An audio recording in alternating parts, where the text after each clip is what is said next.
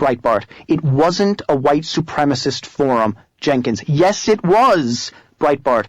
Then why was Kevin Martin there? At this point, Jenkins started pointing his finger inches from my face and moving his face close to mine. It then devolved into a series of accusations by Jenkins regarding details of the event. Finally, Jenkins got to his point. Breitbart. Are you accusing me of being a white supremacist? Jenkins. I'm accusing you of being a racist. Yes, I am. Breitbart.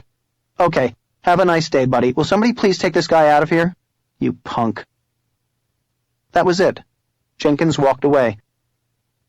The key to the conversation was that I didn't start defending myself against his baseless charge of racism. I dismissed it out of hand as ridiculous because it is ridiculous. He was a punk for leveling that kind of charge without any basis whatsoever. I don't let my enemies characterize me without any evidence, and you shouldn't let them characterize you. Name-calling is their best strategy, and if you don't lend it credence, and instead force them to back up their charges with specifics, you win. Revel in the name-calling. It means you've got them reduced to their lowest, basest tactic, and the one that carries the least weight if you refuse to abide by their definition of you. Number 5. Control your own story. Don't let the complex do it. A one-and-done story isn't worth anything. One fact can be posted on the internet and flushed down the memory hole faster than anyone can imagine. How many incredible pieces of journalistic revelation have been lost because they weren't properly presented to the public? Serialization is good. Van Jones was taken down by Glenn Beck because Beck had the goods, and because he revealed them piece by piece. He got Jones and his defenders to come out of the closet and attack him. Then he calmly laid his cards on the table, one by one. It's the same strategy I saw Ariana pursue during the Larry Lawrence scandal. People came out of the woodwork to attack her as a scurrilous human being slandering a dead war hero, and she smiled and let them come at her. Then she put her evidence into the public eye, bit by bit, keeping the story alive. Feeding the media is like training a dog. You can't throw an entire steak at a dog to train it to sit. You have to give it little bits of steak over and over and over again until it learns its lesson. That's what Ariana did. It's the exact same thing Drudge did with Lewinsky. He broke the story in pieces rather than in a long essay laying out all the facts, and he didn't let the media's cries for him to reveal all his information control his decision-making process. Instead, he controlled the media. The important thing to remember here is that the media are like a leech hanging on the back of the newsmakers, and the newsmakers have every right and ability to feed that leech little by little instead of letting it suck them dry all at once. Keep your story alive by planning its release down to the minutest detail. Number 6. Ubiquity is key. As a capitalist and as a web publisher, page views are certainly a desired commodity. But when playing for political or cultural keeps, impact matters most. And when ABC, NBC, CBS, CNN, MSNBC, and the dailies are working against you and ignoring you, ubiquity is a key weapon. That means developing relationships with like-minded allies or even enemies and news junkies and allowing them to share in the good fortune of a good scoop. While the crux of a story can be weaponized and launched on one of my websites, there are often peripheral angles that can be developed elsewhere with a separate but related media life of their own. For instance, the Acorn story was unbelievably complex. A key component of exposing the scandal was a detailed analysis of Acorn's structure and its past scandals. I knew legal minds were needed to weigh in on these aspects. Patrick Fry, who runs the indispensable Paterico website, created a parallel line of attack not just against Acorn, but against its myriad defenders who lied and misdirected to try to kill the story. The Acorn story couldn't have been the success it was without others, talk radio and alternative news outlets that were invested in the story and could deliver scoops of their own. So I planted scoops with what business school types would call my competitors, and I watched the story explode, my page views go through the roof, and my brand flourish. Sometimes the best ideas are counterintuitive. I love living in Los Angeles and not D.C. because in D.C. there are too many fighting over too little ground for their own 15 minutes. The scarcity mentality is strangling the growth of the conservative movement.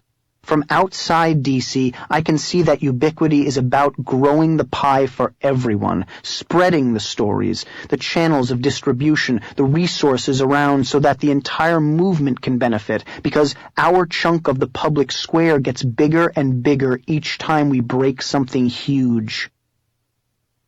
Number 7. Engage in the social arena. My first instinct about Facebook was my first instinct about Twitter was my first instinct about MySpace. I was right about MySpace. It sucks. I was definitely wrong about Facebook and Twitter.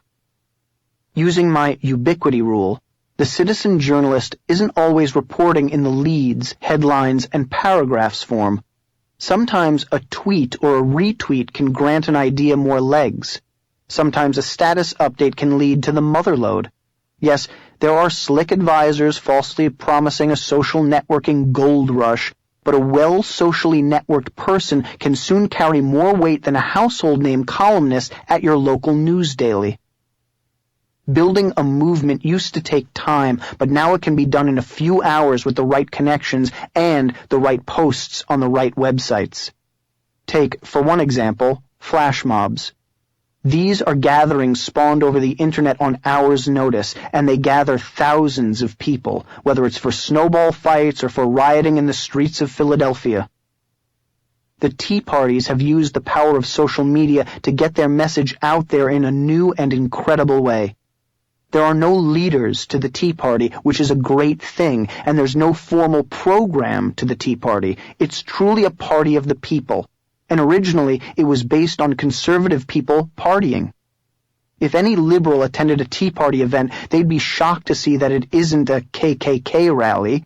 It's a social gathering of thousands of like-minded people of all races and ages, people looking for others who believe in the same values. It's also particularly true in Hollywood, where socializing is the basis of business. That's why I've tried to put people in Hollywood together, and it's already spawning actual creative projects. Seek out other people and build an army. Number 8. Don't pretend to know more than you do. This one trips up conservatives all the time. We want to argue policy because when we know policy, there's no way they can beat us, because all they have is their lexicon of name-calling and societal expulsion. We have reason on our side. But just because we have reason on our side doesn't mean that everyone is equipped to be Charles Krauthammer or Michael Barone, policy wonks who can pull facts from the Office of Management and Budget out of every orifice. Most of us aren't experts on the latest budget package or stem cell line regulation, but that doesn't mean we're powerless. It means we get to play Socrates, asking pointed questions rather than citing facts we may not be sure of. One of the low points of my media life was getting a call after the nomination of John Roberts for the United States Supreme Court. A producer from CNN's now canceled Aaron Brown show asked me to go on TV and discuss the wisdom of President Bush's choice. I remember taking a civil liberties course at Tulane in summer school. As I recall, there was a case called Mapp v. Ohio.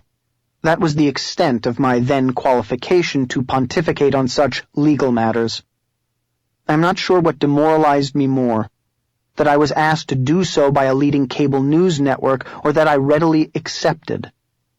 Had Wikipedia not been invented, I would have had nothing to say, but I did, and I survived. My takeaway from the revealing moment about the low standards for TV punditry was that if I valued my career, I would only accept media invites where I could dictate the terms of engagement, such as bring my own stories, my own perspectives, etc., or where I could change the subject to war footing. By avoiding talking about that which I do not know, perhaps I limit my ability to appear on more shows, but I definitely limit my ability to screw up. Put another way, don't be the guy with a knife at the gunfight. It rarely ends well. Number 9. Don't let them pretend to know more than they do.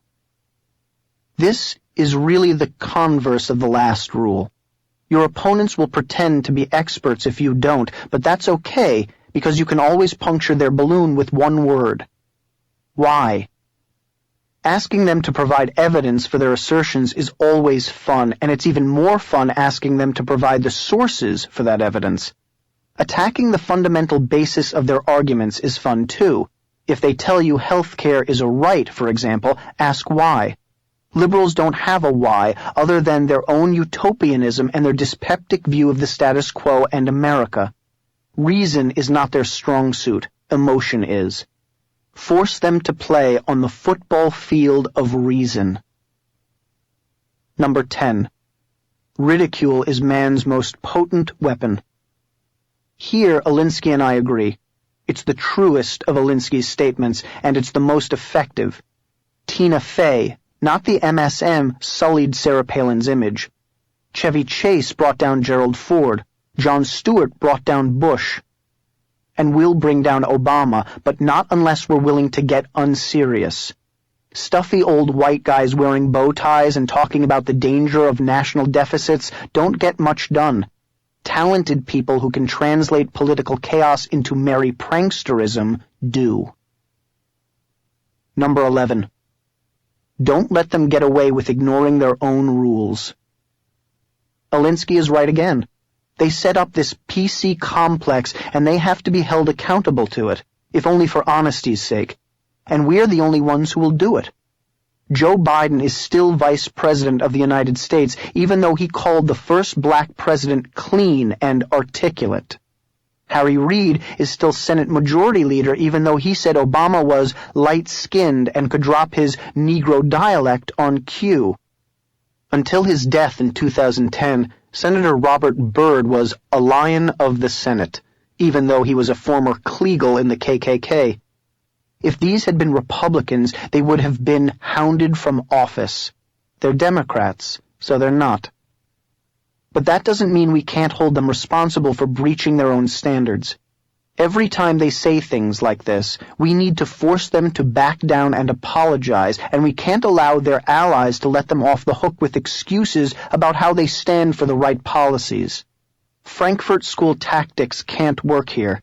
Standing for liberalism doesn't mean you're allowed to violate the conventions of PC. At the very least, we need to force these hypocrites to stand up against their own PC regime in order to defend themselves. Number 12. Truth isn't mean. It's truth. I know that some of you are feeling rotten about using some of these tactics. We can ignore the tactics, but the left will continue to use them to their benefit.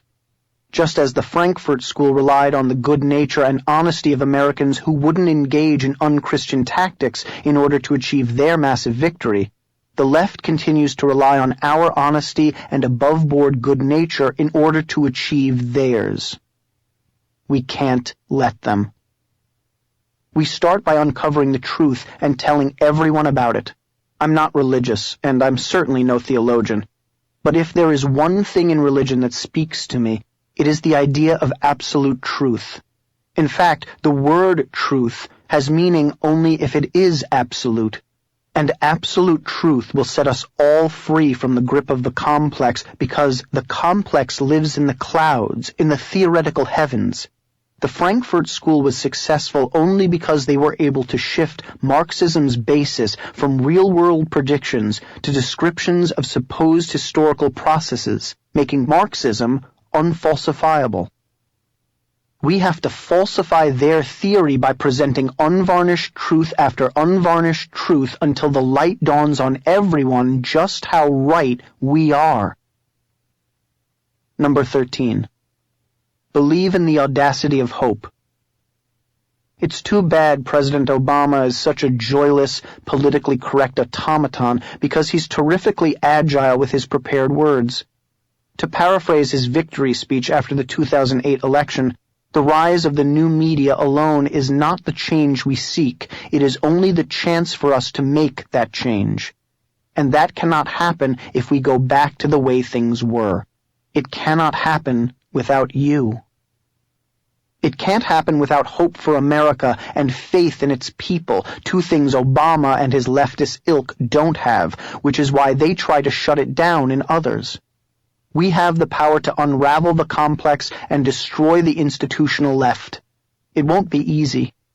It will take time and effort, and there will be false starts and roadblocks, but we'll do it because we have to do it. Apathy in the face of determined Frankfurt School, Alinsky critical theory trained activists is national suicide. These are some of my basic rules. Now you'll see how a small group of people put these rules into action and took down one of the biggest and most powerful political organizations in the United States using a short skirt, a hidden camera, and the power of the Internet. Chapter 8. The Abu Ghraib of the Great Society. I met James O'Keefe in June 2009. James came to me at the behest of Maura Flynn, a friend and libertarian documentary producer in Virginia. I had met Maura back in 2004 when she was the associate producer of Michael Moore Hates America, a film to which I contributed analysis, and which allowed me to heap scorn on this engorged cicada who appears every 3 years or so to suck the life force from his countrymen. Maura and I are about the same age, and we are both driven by an appreciation for the sheer power of America's pop culture. We both also obsess that conservatives are stuck in a 19th century media strategy that will lose elections in perpetuity if they don't wake up to the fact that those geeky graduate students generating the latest apps and networks won't rule the world someday. They already do. So when Maura called to tell me about a new find of hers, I knew I'd better take it seriously. Maura was always bringing me up-and-coming conservatives, people like the ballsy Evan Coyne Maloney, director of the documentary Indoctrinate You, and her excitement over the phone got my attention. Well, sort of. As is often the case, I was focused on 3 other things simultaneously, eyeing the television while handling the remote and my BlackBerry. Luckily, Maura plays my ADHD to perfection, and she cut in. Andrew, I'm serious. This guy's stuff is unbelievable. He goes into Acorn as a pimp with a girl as a prostitute, and they help him. That woke me up. Really? Really, and it's on film. Is it good? It's very good. He's coming out to California. You've got to meet him. A couple of weeks later, on Friday, August 7th, 2009, James showed up at my house. When he walked through the door, the first thing I thought was, this is Matthew Modine from Vision Quest, after he sweated himself into the lower weight division for high school wrestling. He was tall and thin, and the resemblance was uncanny. My next thought was, this guy decided to take on Acorn? I took him down to the basement, and we talked for a while, getting to know each other. I then called in my business partner, Larry Solov. Larry is your typical skeptical lawyer who is there to protect me from committing myself to questionable projects. Hunter S. Thompson had Oscar, I've got Larry. I knew that if I was going to invest time and effort in something, I needed Larry to see it too. I needed Larry to let me know whether I could trust my eyes. James showed me the video from the Baltimore office of Acorn. My jaw dropped. The video showed James repeatedly proclaiming that he was running a prostitution ring, that he and his partner were going to be turning tricks in the house for which he wanted Acorn's tax advice, and that he was going to be importing underage prostitutes from El Salvador. The videos left no doubt in any rational viewer's mind whether the Acorn employees misunderstood the proposition. It was like watching Western civilization fall off a cliff. Even Larry, whose heart beats about 6 times a minute, was stunned. I knew it was the goods, but I also knew something else. So when the video ended, I took James outside the basement into my backyard, which overlooks the Los Angeles National Cemetery. We looked over the rows and rows of gravestones.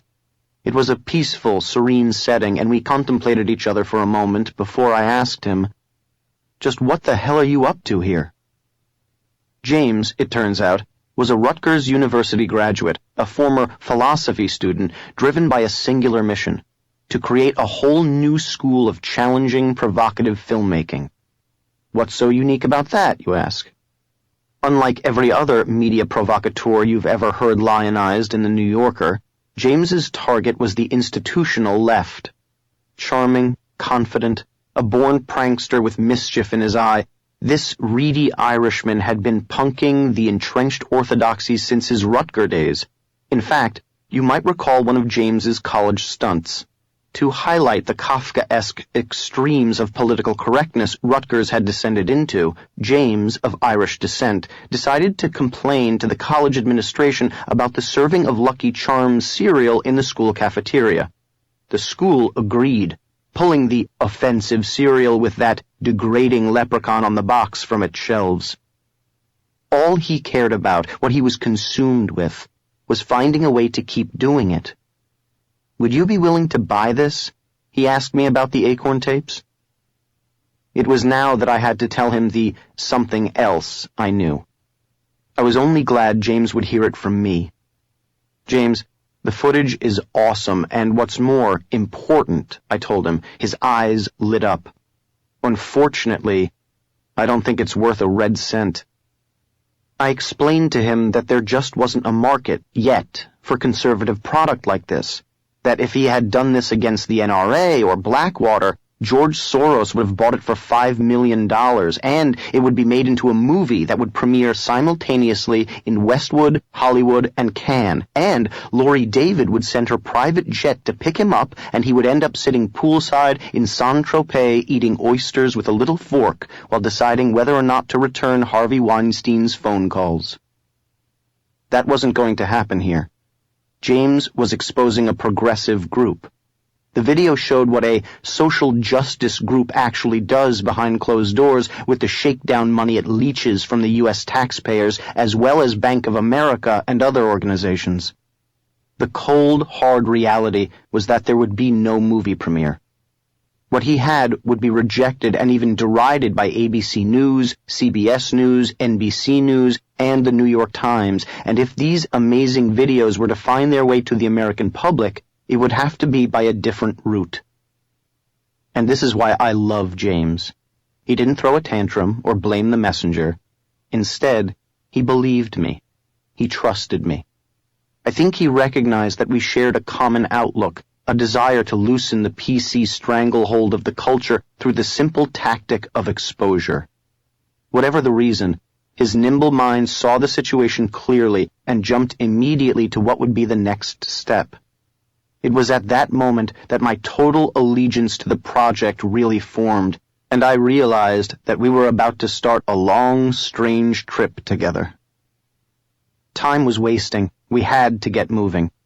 James had, at this point, 4 other videos: Washington, D.C., New York, Philadelphia, and Baltimore. He was an incredible 4 for 4.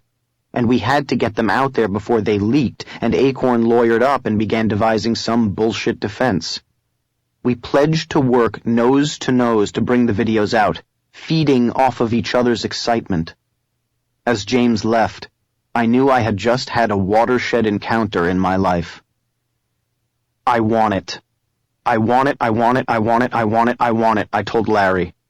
This is great. This is huge. The media don't want it, but we'll force them to watch it. Even Larry agreed. I think I saw his pupils dilate. What made it all so huge was the unthinkably awful nature of James O'Keefe and Hannah Giles's proposition. I mean, underage Salvadorian sex slaves?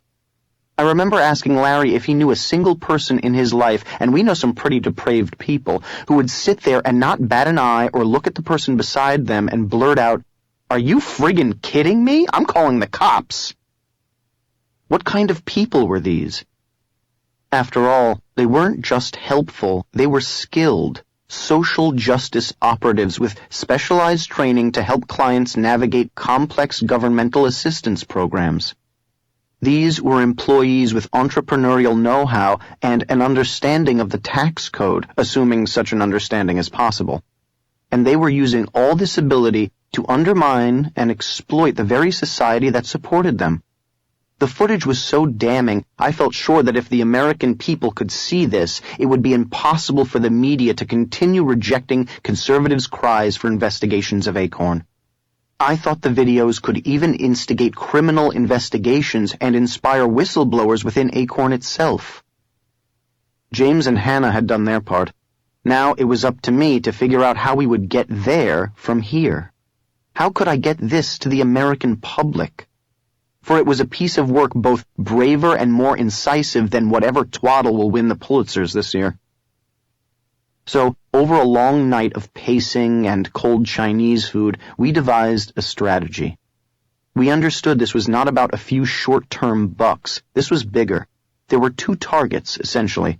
Acorn first, of course, but then the bigger target of a media that would refuse the story. Break the media, and the story breaks.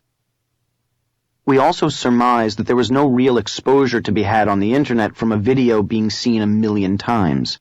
The goal couldn't simply be to get as many clicks as possible at big government, which would be launched simultaneously with the release of the Acorn videos. That would be a fundamental mistake. It's the same mistake any startup internet or new media company makes, to say to the audience, "We want you to come here and we want you to stay here," as though you're the only site on the internet. With a singular, potentially viral product like a video, the far better strategy is, to quote another famous salesman, spread the wealth around. I was thinking now with my news aggregator hat on. I knew there was a weird value in nurturing the internet ecosystem, much more value than there was in simply trying to get people to come to one website to watch one video. In a word, the goal was ubiquity. On that basis, the arrangement quickly fell into place. James would be compensated for his work by retaining the rights to it, so that if it hit the stratosphere, he and Hannah would get paid big time. For my part, I'd be in charge of the rollout, and I would get to launch big government with the videos. He'd get the bucks, I'd get the buzz. For my part, it was a godsend. Big government was designed to have a limited government mission, to counter the emerging Obama healthcare reform, to stop the expansion of government. The story fit that agenda perfectly. We would create this new website around an emerging, multi-part, explosive news item. Big government would serve as the story's mothership, seeding what we hoped would be hundreds of news and politics websites simultaneously. For an internet launch, it was unprecedented. "You know what, James?" I told him. "We're mutually incentivized to get this story out there." I actually talk like that. "If it becomes huge and you own the rights to it, you can make your own documentary. Maybe you guys will make some money here. And I don't get anything if I don't help." It was the fairest arrangement I could imagine. All I had to do now was make those unbelievable Acorn videos a household phrase. Luckily, I had a sterling team on board. Big Gov was headed up by a good friend, Mike Flynn, Maura's husband. Aside from being an outstanding writer and editor himself, Mike was by far my #1 connector in Washington circles when it came to limited government and fiscal responsibility types. His last job had been with the Reason Foundation, so his conservative/libertarian credentials were intact. He understood state government because he'd worked there. He understood the federal government as well. He knew the best writers and researchers, so I asked Mike to fly out to California for an important meeting. I wanted to do this in person. Sitting across from him, I had only one question that mattered. "What do you know about Acorn?" A smile broke across his face. "A lot." Mike, it turns out, understood Acorn and its connectivity to the Democratic Party much better than I did, perhaps better than anyone else alive did. He knew that community organizer was a pregnant term, stood for a great deal more than most people know, and that we were about to dip our toes into one vast, corrupt ocean. So we talked. A long time. Of course, while all this heady momentum was gathering, We were all willfully blind to one little item. Big government didn't actually exist yet. Yes, the pieces were all in place. The concept was honed, the domain name secured, the web interface constructed. But a multi-tiered news website costs money. Where would we get the scratch?